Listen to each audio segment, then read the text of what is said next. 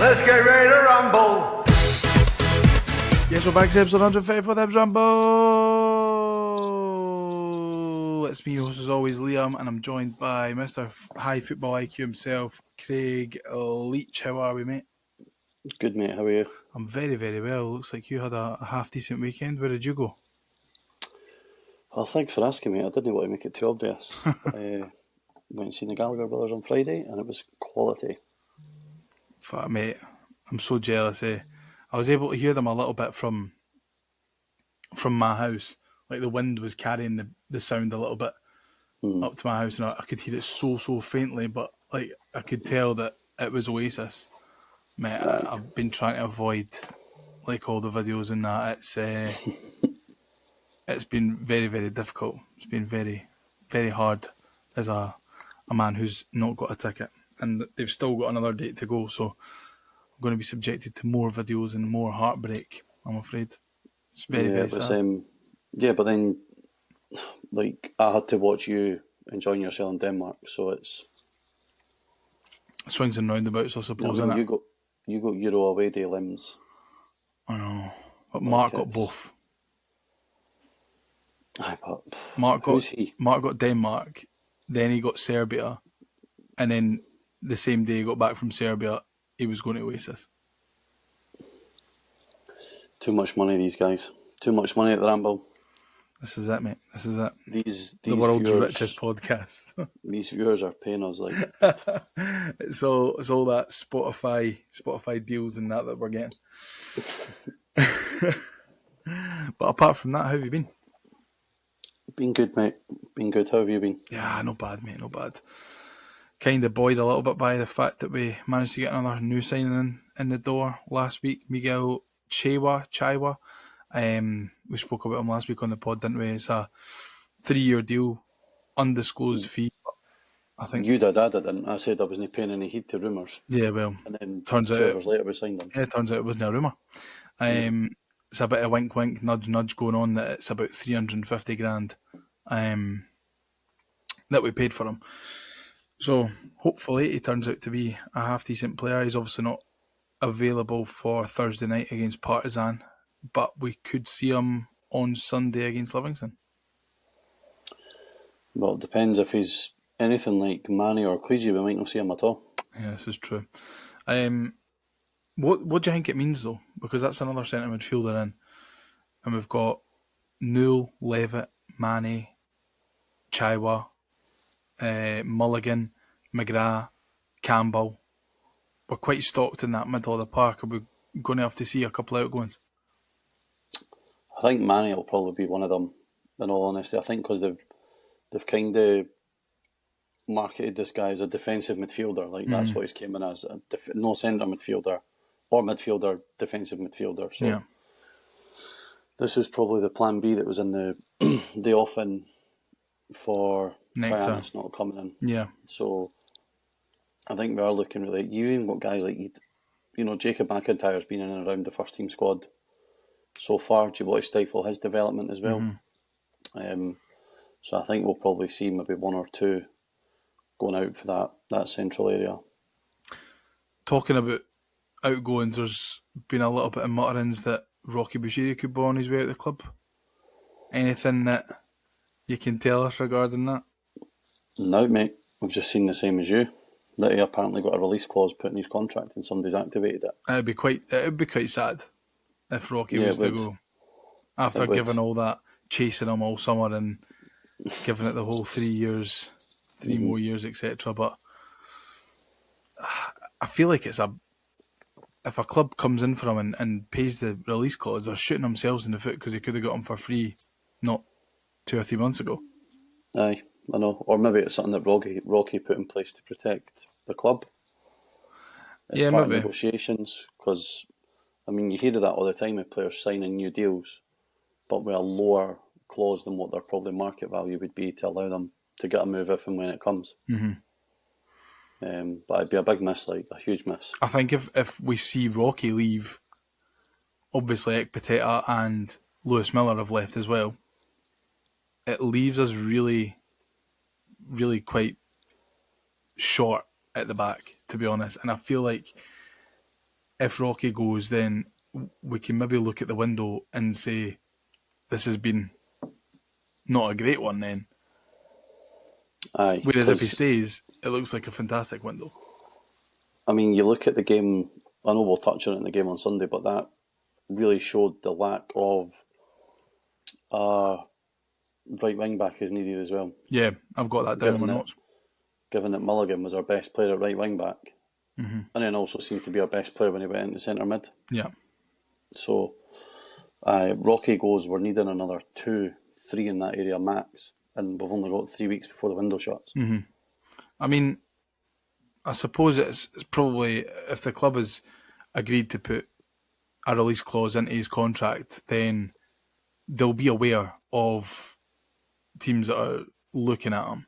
I mean, it's probably not going to come as a surprise that teams are interested in activating that release clause, given that he was a free agent and how well he did towards the back end of last season and how well he started this season. So it's not really any surprise. You just hope that the club are being a bit more proactive, and that if he does go, then we've got, a couple of really good high quality targets lined up that can come in and not just sit on the bench for 6 months and then be integrated. We need someone to come in and affect now, because if Rocky goes, then you lose that. Like, you lose that first team starter. But I mean, you've got Hanley.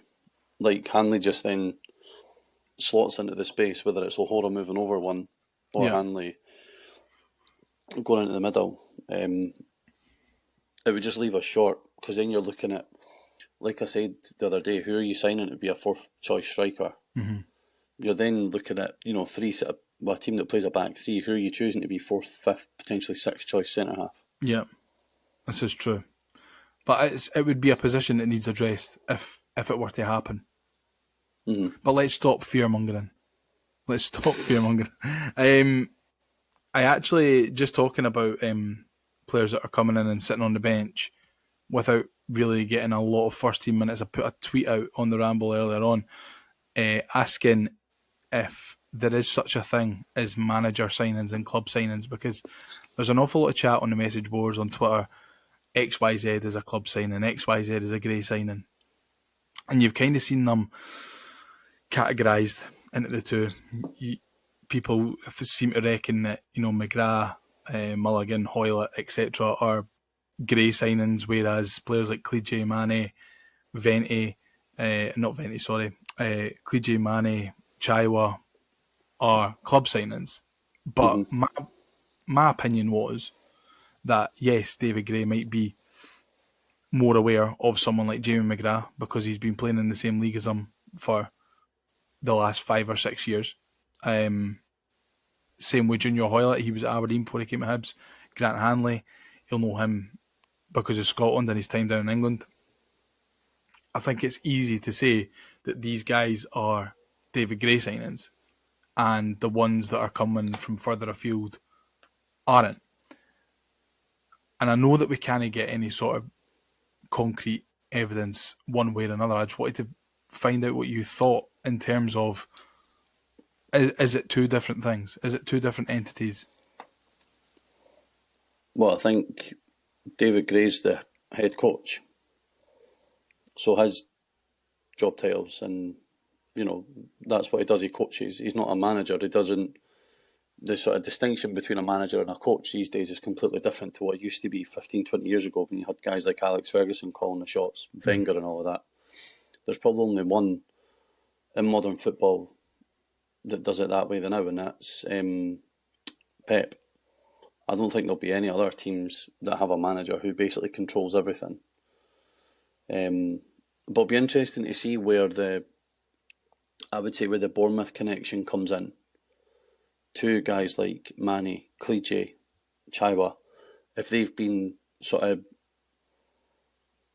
they been used through Bournemouth's or the Black Knight group's analytics? Because, it couldn't have been, because it's only Hearts that use analytics. Yeah, no, aye, correct, right. Yeah. Hearts and Brighton, sorry, my bad. And USG, don't forget them. Yeah, Of course, and Dame They're as well. allowed to use the computer as well. They've got a login. So it's a difficult one. The Manny signing's puzzling. Looking now, the whole point of paying the fee to get him in January was to get him acclimatised, and now he's still not getting a game. You can't always bank on the fact that he will be a hit, but it's No. The thing is with Manny is that he's hardly played. He's played something like 100 and I seen it somewhere the day. He's played something like in total like 175 minutes, and most of those probably would have come on the last day of the season against Rangers. Nice, 62 against Rangers. So, but then he's a game on Sunday where we've not lost the midfield, but we've not got control of it. Mm-hmm. He keeps him on the bench, but he trusts him to bring him on in Belgrade. Yeah, I don't really see, and I'm not trying to. I'm not criticising David Gray's selection or his changes. It just seems like from an outsider looking in, it's a bit of an odd situation, and I think that people are maybe starting to get a little bit sceptical of, Thibaut Clige and how long it's going to take for him, and now this new boy Chaiwa, is it going to be exactly the same as Manny? We're not going to see him for however many months, and then... I mean, the only mistake they've made so far with Clige is announcing him as a record signing. Yeah. Because you immediately put a target on somebody's back when you come up with a statement like that. It's the same with Venti. As soon as his goals dried up for Venti, everybody's like, oh, we paid 750 grand for this guy. Why does... Blah, blah, blah, blah. Like, just announce it, he's a signing. That's it. It doesn't need to be you don't need to announce it as a club record signing, and what we're led to believe is over £1 million. Yeah. Because now folk, and I've seen folk commenting on it, folk expect this boy to come over and hit the ground running. Like, and we spoke about it, I spoke about it on the pod when we done it last week. You try up and sticks to a new environment, a new working group. Doesn't always work like that. Some folk it does. Mm-hmm. Some people it does. Some folk sign for teams and they hit the ground running. Sometimes folk just need a bit of time. But now we're at the stage where it feels like it should have been enough time for Manny. I think the thing that maybe worked in Manny's favour last year is that we were so good at the tail end after he joined that, it would have been really difficult for him to break in. But then when he does, he gets sent off. Like, through no fault of his own, by the way. Yeah, I mean... But that probably didn't help either. As well for him, on his point of view, you look at it and you think, well, I've come in here, I need a little bit of time to sort of acclimatise it and bed myself in, but where am I going to play? When am I going to get a game? Because none of these players are leaving in the summer. Yeah, and when somebody like Newell's fit again, he'll likely take, like in the spot in the hierarchy where Manny sits now, Newell probably goes a step or two above him. Probably. So and I think we are a bit overloaded, so I think we will need to see a couple go out. Can I see it being Joe Newell? To be honest with you, I can't see it being Josh Campbell as much as you would disagree. I think Gray really likes Campbell. It's not going to be Levitt. It's obviously not going to be Mulligan or McGrath. So, I mean... The only one's naturally Manny, unless we put Chaiwa out on loan for a year. Yeah, which I don't think is going to happen either. No. So, it's obviously, it's a lot of remains to be seen and stuff with these signings. And I think that... I don't know... Because we got Manny, and I think everyone was on the same page that we need to be patient, he needs time. Yeah. But now with Miko leaving, Dwight Gale retiring, Triantis going back to Sunderland and not coming back, we're needing players to kind of step up sooner rather than later. And well, I mean, for all the talk about the strong squad that we've got, right? When I've been at the game yesterday, we had 3 or 4 players in the squad that you would still class as academy products. Mm-hmm. So McIntyre, Megwa, Josh Campbell, and then Murray Johnson was there kicking about in the warm-up as well. Yeah, that doesn't So count, no. But then you're down to a squad of 20, you're then down to 17. Mm-hmm. And I think we've seen yesterday, I think, was a prime example of getting the group stage monetary-wise will be worth it, but longer term, is it actually going to be worth it playing-wise? Well, long term, I think we would struggle. We would struggle. Like beater yesterday and Hearts. A beater yesterday was Ghost. Yeah. And he's unfortunate that Nicky Cadden's injured, because Nicky Cadden probably would have played yesterday. Mm-hmm. Exactly, mate. And like, as Chris well as Cadden played a full 90, and when he came on, he looked knackered so when he came on. Yeah, I mean, I've got it down here. Right wing back is a problem area for me. Not in terms of we've got a lack of quality. I think we've just got a lack of people who can actually play there and make a difference. Especially when your best player there yesterday has to get moved to accommodate. I mean, you would rather see Mulligan in the middle of the park, though, right?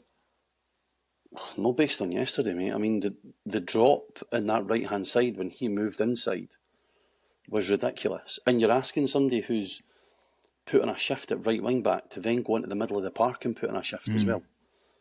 It's difficult. Like, especially, I know he only played 45 minutes on Wednesday, but Thursday, sorry. But I think I put it on Twitter yesterday as well that it was such a night and day performance, right? The first half, I don't remember a half of football that good. Yeah, we were excellent. We were really, for really a long good. time. Passages of play, the movement, the intensity, the aggression was all there. Mulligan's chance that goes narrowly wide, if that goes in, it's game over. Like 3-0 half time, and then obviously the first lapse of concentration that Rocky's had in so long. But unfortunately, what happened yesterday is that when other players have made mistakes and he's dug them out, unfortunately, nobody was there to dig him out yesterday. Do you think that... I'm just going back to the squad and the depth before we touch on the goals and stuff. Do you think that having the qualifiers... Because obviously, if we get to the group stage league phase, we'll have had to go through 3 rounds of qualifiers. So we would have had to go Thursday, Sunday 6 times. Yeah, 3 times. But 6 games. Yeah, you know what I mean. So, do you think it's better that we've had that now rather than, say, if Celtic had won the Cup and we were in Aberdeen's position and they have the European playoff? They've got less time to then realise that Thursday, Sunday with the squad that they've got isn't doable. Do you think it's better that we've gone this way, and if we get to the league phase, we'll maybe be a little bit better prepared? I mean, comparing the two us possibly, because we'll go into it on a running momentum, because we've obviously qualified through winning games. I mean, you only need to see how leggy they looked against Hearts last week. Yeah. Like, they seem to be in the position that we were in when we finished third under Jack Ross, and that we needed signings all summer and we never got them. Like, that Yengi up there, for fucking hell, he looks like he's won a competition. He is awful. Watch him score a hat-trick at Easter Road now. When you compare to who they had last season up front with guys like Nisbet, the drop is ridiculous. It's difficult to replace. It was difficult to replace Bojan Majowski, and they managed to do it with Nisbet. And then Nisbet goes back to Millwall. What, like, apart from spending millions of pounds, how are you going to replace that sort of quality? Well, this is where you need to try and find a gem like we have with Bowie. Like, and that's the difficulty. I mean, you only need to look at that boy that scored the penalty for Palace yesterday. He was at Airdrie. Yeah. And now he's getting game time in the Premier League. Like, it's just about finding these particular gems. But I mean, by the time we play our 3rd league game at the end of August, we'll have already played another extra 7 competitive games. If we go through on Thursday. If we get through on Thursday, because we'll play the 2-legged tie for the playoff regardless. So by the time we come to play St Mirren at Easter Road at the end of August, we'll be 10 competitive games into the season, and other teams will already only be 3/4. Because I know teams played in the group stages of the cups and that, but that's different. They're glorified friendlies, and I'd be saying the same if we were involved or not. And no, but it is though. It is, and we've said that for. I mean, more often than not, since we've done the podcast, we've only been in Europe a couple of times since we've started doing it. We've always been in the group stage of the League Cup. And you only need to look at the level of intensity of the games. The fans didn't see it as competitive either, though. No, they turn up. It's a friendly atmosphere. I didn't bother going. You know what I mean? Aye. It is like a friendly. Yeah, and you're exactly right. And it will probably set us up a little bit better if we get again, it's all if, buts and maybes at this point, because one, we've still got to get through Partizan Belgrade, but I mean, we're only 2-0 up, and they absolutely demolished the team that they were playing at the weekend, 7-2 away from home. So that doesn't make for excellent reading for us.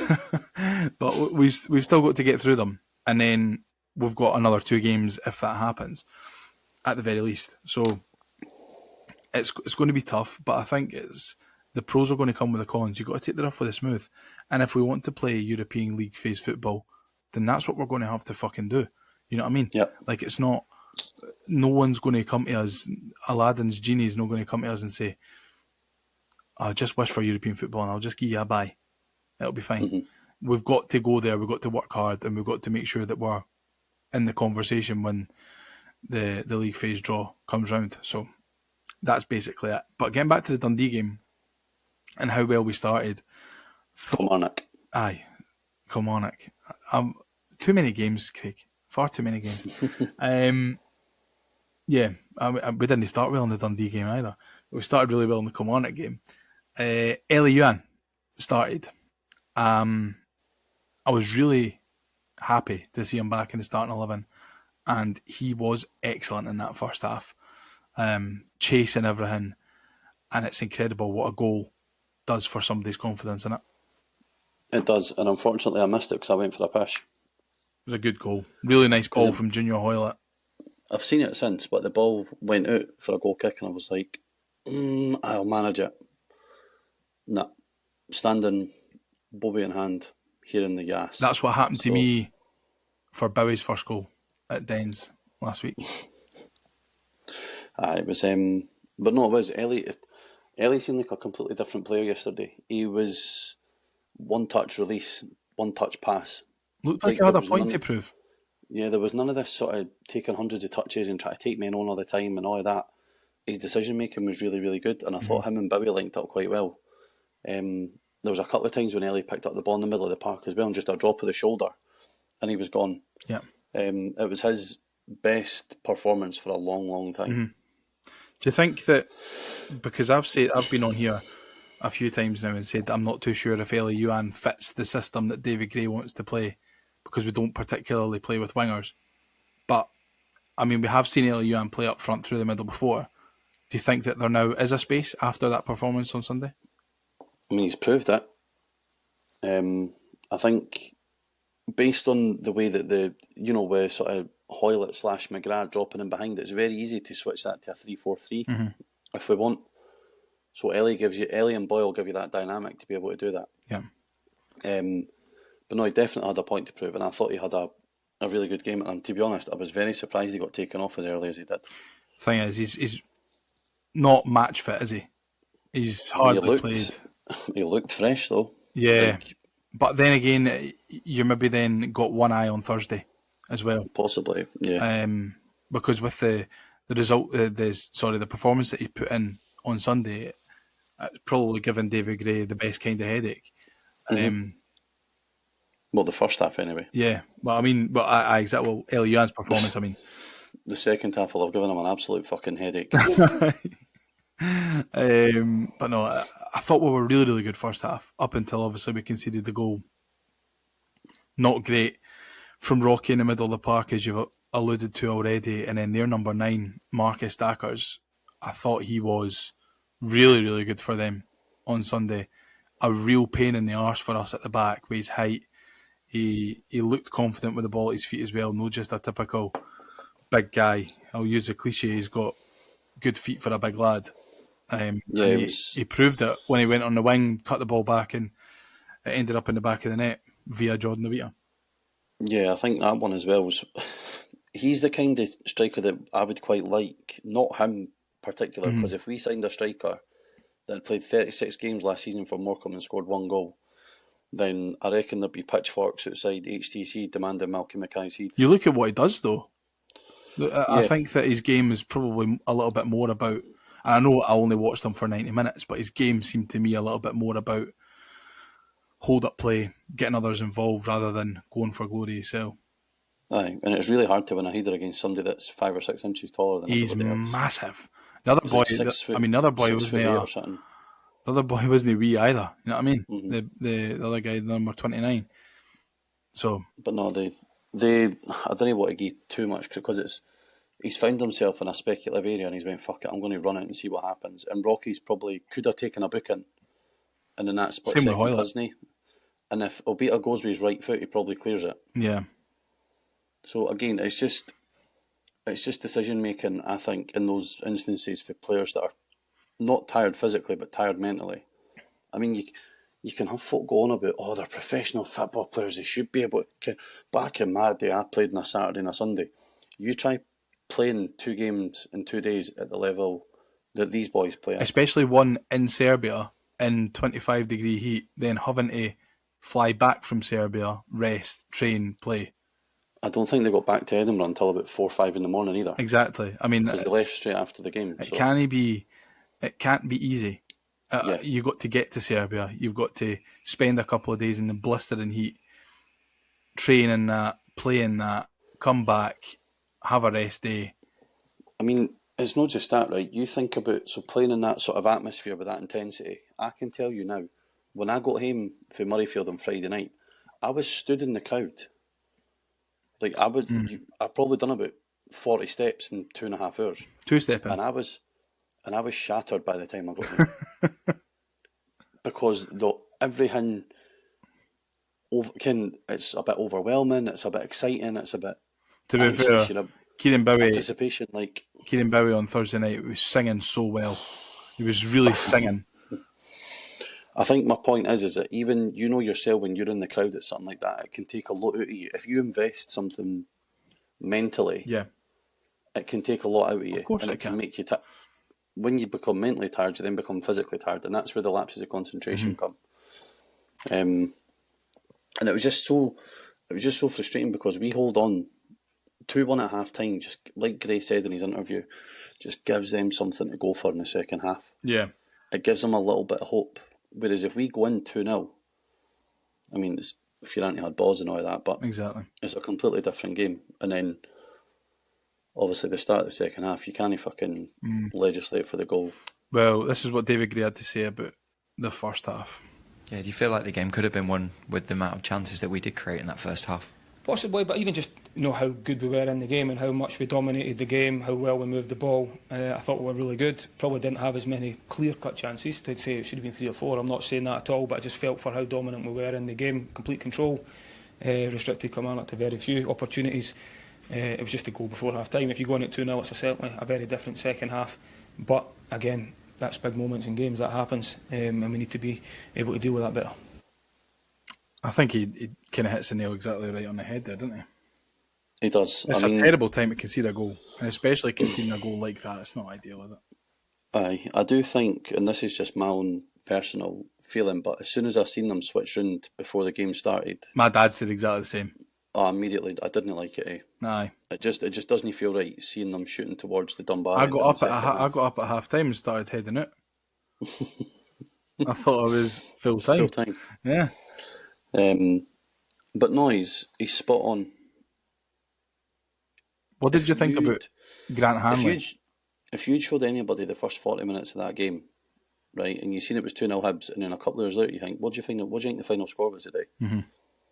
Hardly anybody would say it was 2-2. Yeah, exactly. I thought Hanley was alright. He didn't have to do an awful lot really in the first half, did he?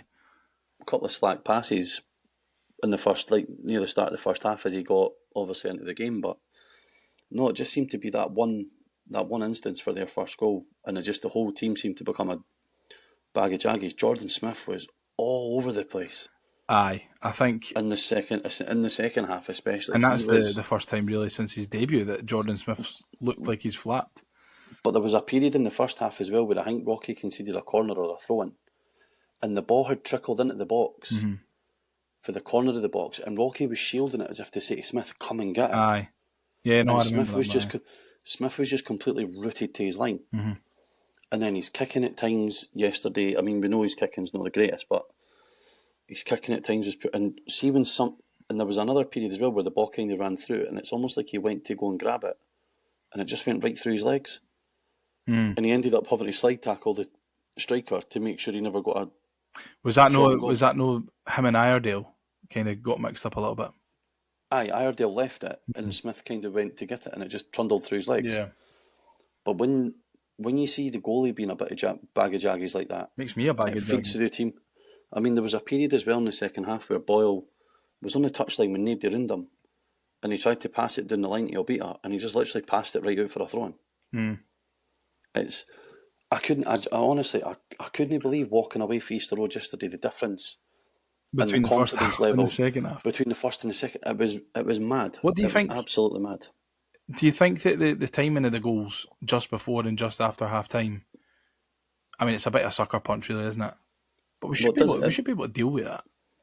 I could imagine that you would be heavily. I mean, the fans feel deflated.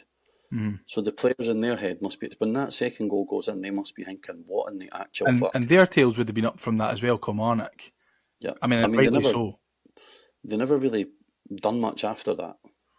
No, they had a couple of opportunities, but they were kind of half chances. I mean, you can go back to was the ball out before the passage of play that led to the corner and all that. Like, I seen folk criticising Smith online for it. There's no way anyone's taking that. And I felt, no chance. But then see when you watch it just before the boy shoots, Smith actually is pointing at centre halves to almost like get out and cut, and so the ball's about to get hit, and he's like that, so he's not even ready for it. Is there an argument to say if he's ready for it, because he's not that far away from getting a fingertip on it?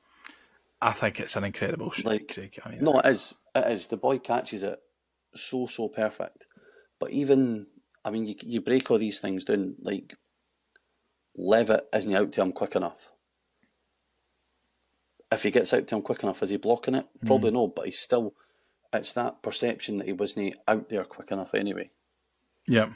But it was like some bollocks on the boy to take the hit like that. But it's just fucking annoying that the majority of the goals that we've conceded so far this season have been absolute Like, what's the chances we get put out the Europa qualifiers by an overhead kick in the 119th minute, and then an 18-year-old on one of his first Premier League starts scores a fucking 25-yard looping volley? It was one of the goals, right? So that you look this at.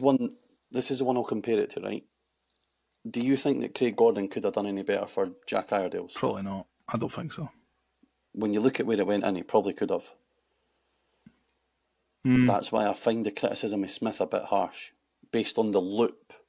Aye, it's the loop that kills it. Eh? Like, it was similar to Nisbet's up at Partizan. Yeah, aye, I said that at the time. It was just an excellent goal, and it was one of the goals that you look at and you think, I would really like to applaud that, but I can't really applaud a goal against I said, mate, see, as soon as it went in, I just turned to my mate that was at the game with, and my laddie who was up standing beside us, like, I just literally went, what a fucking goal. Aye. I think a lot we were all just shocked. Eh? It was an incredible hit. That'll be up there come the end of the season for goal of the season contender. And then it just deflates the players, it deflates the stands, because then when the passes start getting slack, when players try to take players on and it doesn't come off, the groans start. Well, thing is, we chucked away a 2-goal lead in 3 game minutes. Yeah. So if we'd have done that in the first half, been 2-0 up, and then we conceded on the 30th and the 33rd, then the reaction from the stands, it probably would have been worse. Mm-hmm. So it's maybe been a little bit of a blessing that it's not happened in the first half. But I mean, Kilmarnock probably should have capitalised on it a little bit more, because we looked down and out, devoid of ideas. We were all over the place, like genuinely all over the place. There was a couple of instances where Iredale's trying to almost shield it back to the keeper and he's tripping over his own feet. Rocky as well, happened to Rocky as well. Abita done it and almost got caught out with it. Yeah, and the boy took a shot for about 25 yards out and skied it over the bar. But I mean, the thing is, you're not going to win every game over the course of a season. And if you can come away with only playing one half of football, one good performance in 45 minutes, and you're coming away with a point, I think you've got to take them. To be honest, I think you've just got to take your medicine. Yeah, I know, definitely, because it would have been easy for Kilmarnock to lie down, but they didn't. They came at us. Another good thing is that it's only game week 2. We're no falling behind really anything. Get these out the road as early as possible. I mean, I came away from it and I was frustrated. Yes, look back at it and it's a wee bit annoying, but it's one of these. It's no the end of the world, is it? It's no like we've done that on Thursday when there's more riding on it. A lot of riding on it, of course, but it's just no the end of the world. And like you say, get these ones out the way. But let's listen to what David Gray had to say about the second half. What do you put that change in the second half down to? It's momentum. It's what happens in football. It happens in sport all the time. You think about even our game on Thursday night, big moments in the game. So, if we have played the way we did and went in at 2-0 at half time, the opposition are probably desperate for half time to get in at 2-0 with how good we were first half, I felt. And then the flip side to that, they get a bit of belief off the back of that when they do get the big moment in the game, and they're only one goal away again. And it's obviously a very good strike that gets them back to 2-2. And then from then, as I've just touched on, the learning from us and where we can certainly improve is our level of performance second half. And a lot of that will just be showing and demonstrating and making the players understand decision making, why we went through that, to make sure we improve. He's so handsome, eh? Yes. Do you think in Serbia, when it was really hot, do you think he needs to put sun cream all over his full head? Probably. I mean, I would hope so, because I wouldn't want him to get any pain in his life whatsoever. Because surely he would use quite a lot. That's a lot of surface area to cover. That is, but it's also the surface area that put the ball in the net on the 21st of May 2016. That's so true. He did have a little bit of hair that day, though, like a tiny bit of peach. Not in the bit that mattered, though. Yeah, no in his penalty spot. No. How bad was his hair when he first signed there? Awful. Like, shave that. How can a guy go from a 6 to a 10 with just a shaved head and a bit of a beard? That's what I'm hoping to achieve. Are you shaving your head? But we're going for a 3 to a 6. Progress is progress, bro. Exactly, mate. But no, I mean, David Gray, again, absolutely spot on kind of with his assessment. And it's the good thing about Gray, right, is that yesterday he's talked so much about he doesn't get too high with the highs, he doesn't get too low with the lows. But I think there would have been a stern message in the dressing room, as if to say, like, it would have been a case of, that's out the road, it doesn't fucking happen again. Mm-hmm. I'd love to be a fly on the wall for some of the team talks that Dave Gray does. I really would. Well, you hear it for, like, when like Joe Newland that's done his Hibs TV commentaries, like, folk would run through a brick wall for him. I would. I'd run through a brick wall for him. Oh, I would run through you. Nice. Because you are a brick wall. You know who else I'd run through a brick wall for? Raphael Salinger. I'll tell you why. I don't know who that is. I had Milo at the game on Sunday. So that's why we drew 2-2. Yeah. And, well the last time that she was at a game before that game, we won. We beat Dundee United. Yeah, but our record is fucking atrocious. Our record is bad in league games, yeah. And competitive fixtures at Easter Road Stadium. So it was half time and I took her down the front to watch the players warming up. And she just kept shouting on Josh Campbell. And then obviously Raphael Salinger comes over. to just take pictures with some of the wee guys that were there. And she says to me, she goes, "Daddy, I want to go and give him a high five." I'm like, "All right, no bother." Right, so she goes over and gives him a high five, and he's like, "Oh, are we going to win today?" And she was like, "Yep, we're going to score 10 goals." And then gave him like fucking 100 high fives and was smacking the boy's hand. I was like, "Myla, you can't do that. He needs his hands for his work. You can't be doing that, Myla." She had an absolute ball of a time on Sunday, honestly. Good, I'm glad somebody did. Yeah, she was speaking to Joel Murray and all the rest of it. Oh, she had a great time. And then she told me when she was coming back, she went, "Daddy, I love going to watch the high bees." And I went, "I am so sorry that I've done this to you, Myla. I'm so sorry." You're not wrong. I know, and actually, I'll tell you something else that happened before the game. We went to the East Stand fan zone because I thought that there was going to be like the stuff for the kids to do, like there was at the Rotweiss Essen game. Mm-hmm. Turns out there wasn't. It was just a bar and a burger van. So we went in. It was me, my dad, and Myla, and we got a pint, me and my dad, and sat down at the table. We actually sat down at the table next to Fattest Prickus, who looked up at me and he went, "That's him off the ramble." And I went, "I'm glad you recognise me because I recognised you and I didn't want to sound like a fanboy freak." And he was like, No, of course." So we sat down next to him and I jokingly put my pint in front of Myla. And I said, "Oh, that's yours." And she said, "I don't want that." And went to go and push it away. Push it away gently on the table. But because it was a plastic cup, Craig, the whole thing went over. I'd not even had a sip. And it all came flying out. All over my jumper, all over my shorts, all over the floor. That makes me incredibly happy. Well, it wasn't me that paid for the pint, it was my dad, so it's £6 of his down the drain. That makes it even better. Oh, mate. So, yeah, that was it was a good laugh.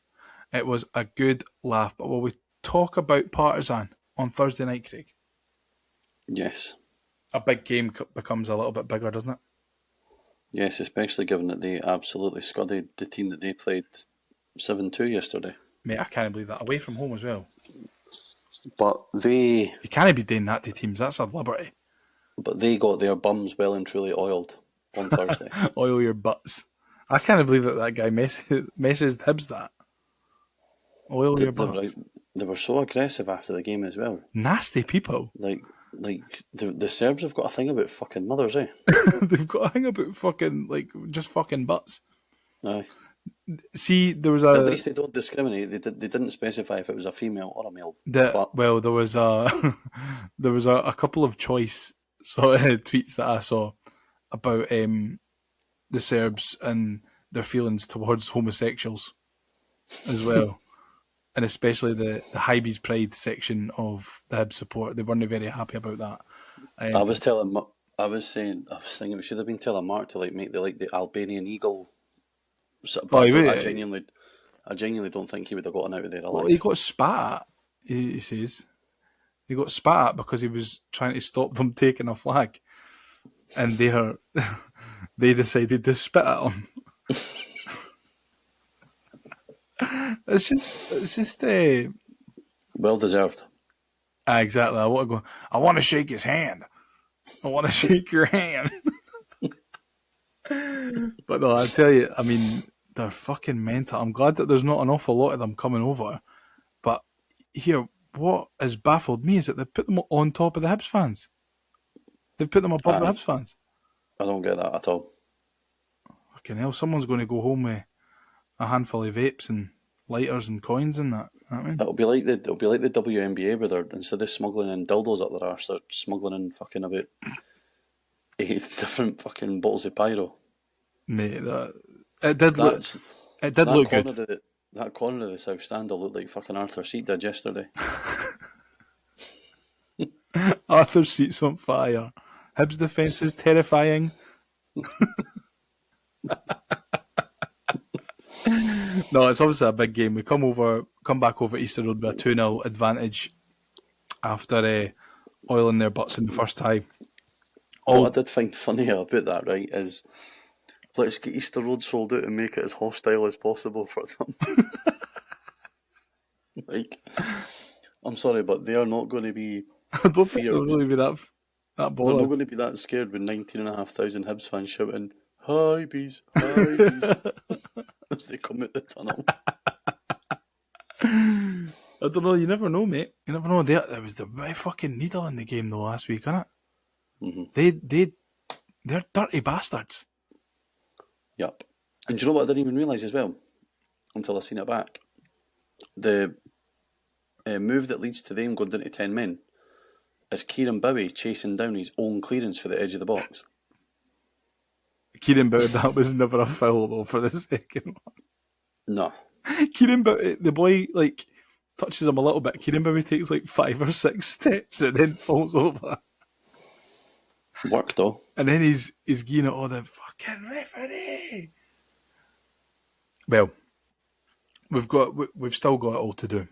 We might be 2-0 up, but as we saw on Sunday, Craig, being 2-0 up doesn't always mean an awful lot in football, especially when there's 90 minutes left to play, and they're going to be coming over with a bit of a point to prove. I felt like before they went down to 10 men last Thursday, they were all right. Mm-hmm. I think this might come back to bite me in the arse. I think a lot of people have been giving them a little bit more credit than I think that they've deserved. I didn't think that they were excellent. I thought we were better even when both teams had 11 men on the park. Mm-hmm. And thankfully we're coming back to Easter Road. So Yep. We're at home. We've got home advantage. We've went there, done our bit there. Keep it in a each, and no problem. We'll end up going through. Can you see many changes to the lineup? You'd probably go back to the team I would think that started in Serbia. Do you reckon? You don't think Elian will come in? Nah, I think you'll go back with Boyle. Boyle and Bowie up top. No changes in the middle of the park? I wouldn't think so. Possibly Cadden. Well, yeah, the same team. So Cadden back at right wing back. Mulligan moving inside with McGran behind the strikers. Do you know, maybe think that we'd see a Josh Campbell start? Do you think it's a good game for Josh Campbell to be involved in? Busyness? Not at 2-0 up, no. Nah. Don't think so. I think he could surprise us. I think we could see another couple of changes, you know. Maybe see Grant Hanley coming in from the start. For who though? I don't know. Like, I think he goes back to the 11 that played over in Serbia. And I don't think that would be unwise, to be honest, because it probably is at the moment, with everyone available, our strongest team. So hopefully, whoever he picks can come through with a result. And if they do, it looks certain at the moment that we're going to be, excuse me, looks like we're going to be heading off to Poland to play Legia Warsaw. They're 4-1 down from the first leg. No. We play the loser, don't we? So they're 4-1 down from the first leg, which I think was in Cyprus. I'm not sure. I need to fact check that. But slim chances that they'll overturn a 3-goal deficit. But I tell you what will happen. Mark's going to book his travel to go to Warsaw, and they'll end up beating Kilmarnock 5-0 or something. And he'll have a useless travelling hotel to Poland. Yep, here's hoping. Thing is, I'd take either of them in the next round if we got there. Because I think that at the moment, we're a match for anybody, to be honest. Mm-hmm. And neither of those teams are of the quality of Midtjylland. And the fact that we pushed them to 119 minutes before, succumbing to an absolute wonder goal, I think it would probably give us a lot of confidence against these European sides. Might not travel so much against, your domestic teams, against teams that we probably should be beating, but against teams that, you know the pedigree of, you've heard the name, You know that it's going to be a tough game. There's a lot riding on it. You know, I think it would probably give us a little bit more confidence going into these games. Yep, 100%, mate. Right, just a couple of bits before we wrap up. We actually put a post on Twitter before the game on Sunday about matchday traditions. Craig, do you have any matchday traditions? Not anymore. I used to when I went to the games with my granddad, but no, I wouldn't say. Not even like subconsciously go to the same pub? Nah, because I didn't really drink before the games. Because I've more than often than not, when I've been going to the games as an adult, I've been going with the kids. Yeah. So, no, actually, I'll tell you. See, in the famous five upper, the toilets, I always enter it through the no entry sign. And I always have done. Rebel. Don't know why. Oh, and I suppose I've always used the same turnstile to go in. See, I don't always use the same turnstile. I mix it up. I go whatever queue's shortest. No, I'll go. So it's the one. So if you're approaching the famous five from Albion Road, and you've got like the ones, you've got the gates at the west, Yeah. and then you've got the ones like sort of underneath the stand, Yeah. and then you've got the two right beside the club shop. It's always the one on the left that I go through. Is that number 7? No, I think it's 27 Ah, that was close. or 28. It's one of the two. I was 20 or 21 numbers out. And then it was, we used to go through into the lower bit before the games because they used to have the Hibs 100 on the wall, and my name was on it, so it would always go on like pat my name and my granddad's name, and then they took it down. Oh, It's up in the behind the goals, I think. It's back up there. and I got a clue, man. It's been like lasered onto the wall. I think for me, I don't have any like not like set traditions, but if I'm going to a pub, I'll go to the Iona, and I like to Have a pint with Paul O'Grady. basically, yeah. And when I'm coming out the game, I like to, as I'm walking down the steps to go through like the first wee exit, I tap the bit above the door, and then I always exit out the same door. So, Yeah, I always go at the same door as well.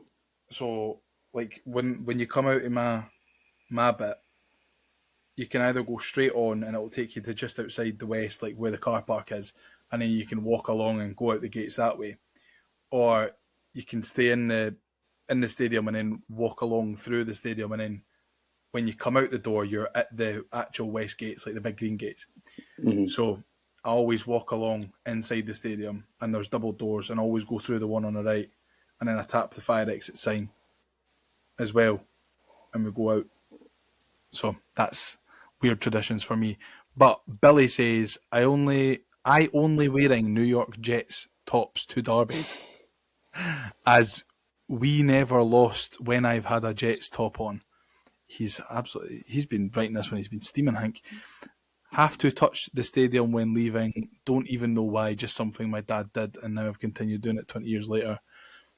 It's a habit thing. You see it for the old pictures for like the old terrace, and if after a game, if somebody's taking a picture for the top of the stairs, anybody going out, I've always got their hand up above the like touching the metal beams. Liam Blues says dog gets his matchday collar on, which I'm trying to zoom in here. Oh, it's an actual Hibs collar as well. Oh, that's well cool. Didn't bring us an awful lot of luck on Sunday though, for fuck's sake. Paul O'Grady would be spinning in his grave. Hibby WUL says, mate of mine messages me about half an hour before kick-off and merely says, Hibs are shit. He only never done it before the game one time last season, and that's when we lost our unbeaten run. Fair dues. Teresa says, touch the stadium when leaving, something my dad always did. Paul King says, stick 7062 pins in my voodoo doll of Levine. Then I'm good to go. Dan says, every time I've went to Easter Road since the 3-3 Aberdeen game, we've drove the same way apart from the Michelin game due to road closures, and then we lost that game. It's the only game that we've lost since that 3-3 game at Easter Road. Ewan says, same hoodie, t-shirt, trainers combo, and neutral socks. Can't wear green ones. I don't think I've got a pair of green socks, you know. You never mentioned the pants there. Is he wearing the same pants all the time? Someone down below is talking about pants as well.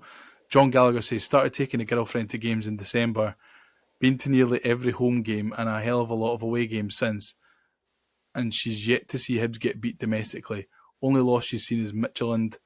She swears on the lucky green bra. We've season books now.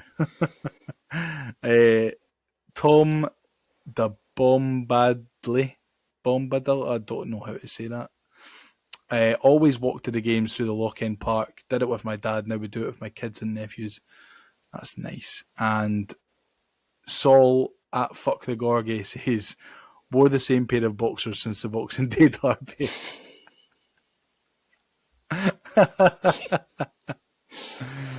Fair dues. They'll be stuck on.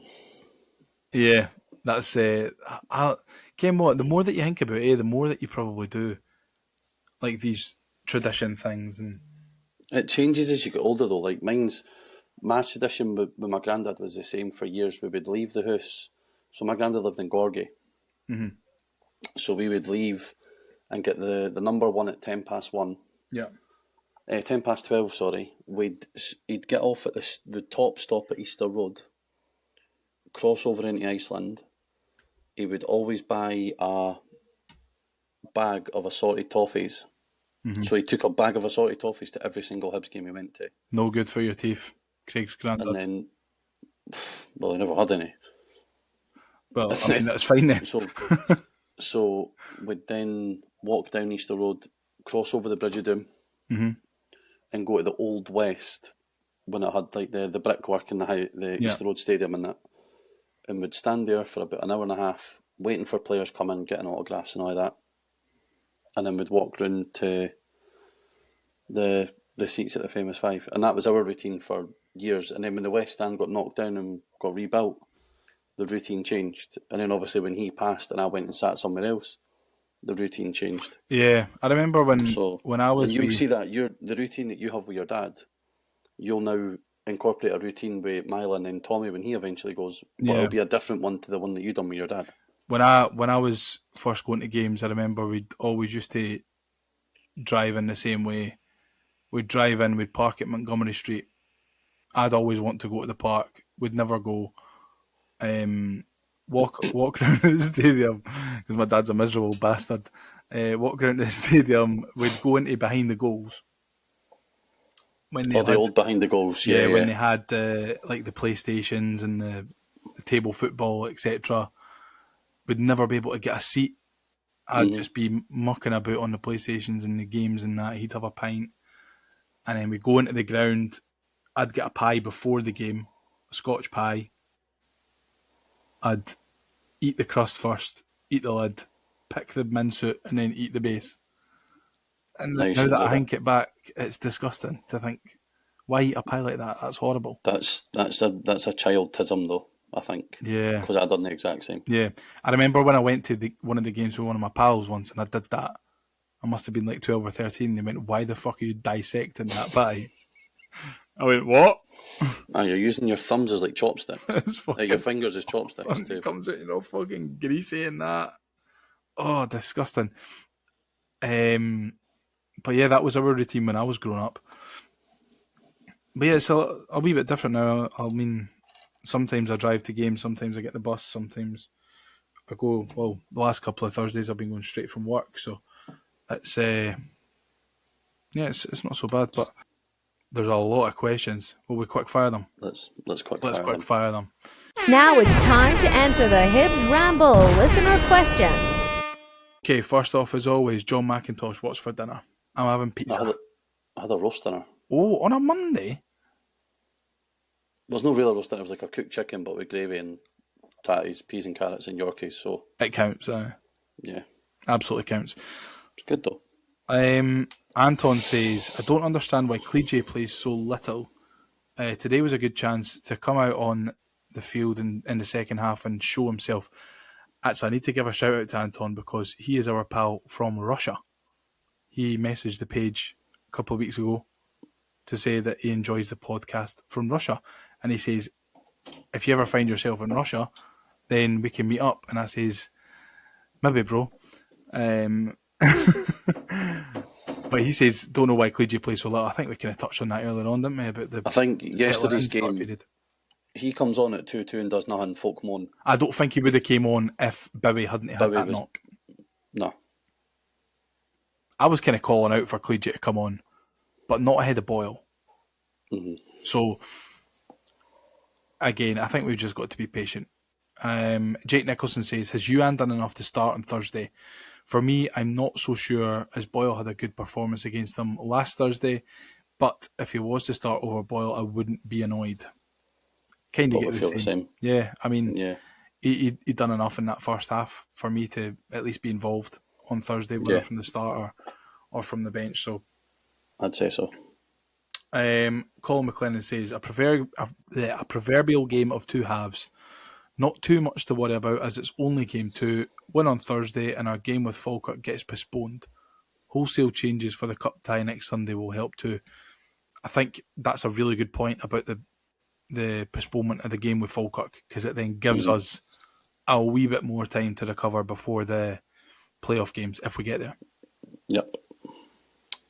And I think we probably will see a fair few changes against Livingston. All credit to Livingston. I mean, I think they've been good so far this season. They've got a win and a draw so far. But we should be going there and winning. I mean, that's the bottom line. With any combination of players that we've got at our disposal is more than capable of going to Almond and knocking them at the cup. Gav Dick says, looked really impressive first half. Could have been, incorrect, 3-0. However, from their goal and the majority of the second half, we weren't good. Thoughts on Smith's performance? I can't lie, I would drop him. Some absolutely shocking decision-making almost cost us. Yeah, it almost did, but it never. Yeah, bag of jaggies, but he's earned enough credit in the bank for me. Yeah, agreed. Spot says, need more bodies in, especially with the height. Especially with height. Also think we are missing Nicky Cadden. I mean, Obita's struggling out there. Yeah. He's struggling. Out there, there's no one else to come in and help him. He's having to do it all by himself. 90 minutes, 120 minutes. Unless you put Megwell over to the left. But I don't think that's going to happen. I mean, maybe Iredale could do a job there. Is Iredale physical and athletic enough? I don't think so. I'd rather not. So I'm sorry, Jordan, but you're just going to have to fucking get on with it. Yep.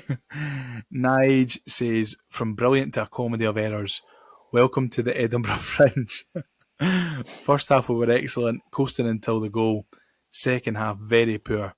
Tiredness was evident, but some of the errors were reminiscent of last season. Cleege, ? Need to get some decent minutes through him ASAP. I think we've covered that already. I think we do. I think he does need minutes though. Like he does. Sunday, he'll probably get a start on Sunday. Derek Meakin says it was frightening. It was a frightening performance today. I don't really know what to think. I hope that we've frightening at both ends of the spectrum. Frighteningly good and then also frighteningly bad. Harvey Scott says, not a question, but I hope no one's overreacting too much. Hope you're not listening then, Harvey. We're always bound to show exhaustion eventually. Was a brilliant first half, but just looked sluggish in the second. Tell you what, he could get a job on the Ramble. That is an excellent analysis of the game. Steve McKenzie says, we need more new signings. Not got the squad for midweek and then weekend regularly. That was an awful collapse today. We can't go on like that. It can. But any time we play in Europe beforehand, I don't really think... We've touched on that, innit? But like, it's going to be like that. So if we're going to be in the league phase or get to the playoff round, we're going to need to go Thursday, Sunday, another few times. Yeah, so exactly. We're just going to have to do it. And finally, Hong Kong Harry says, how big is the gap? Is he a Hibs fan or is he a Jambo? Oh, he says that he's part of the Hong Kong John Robertson Appreciation Club. So I think he might be a Jambo. That was funny. Right, Well, anyway. that's a good note to end on. It's a great note to end on. I didn't even clock that before. Fuck you, Hong Kong Harry. Fuck you, Hong Kong Harry, and all that sails on her. Yeah, if you've got this far, thank you so much for joining us. Thank you, Craig, for coming on tonight. If you don't already, get us on socials. We're at the Hibs Ramble on Twitter, Instagram, TikTok, Facebook, all the rest of it. And we will probably catch you next week, next Monday or Tuesday, after the Partizan and Livingston games. So we'll see you then. Bye-bye. Let's get ready to rumble.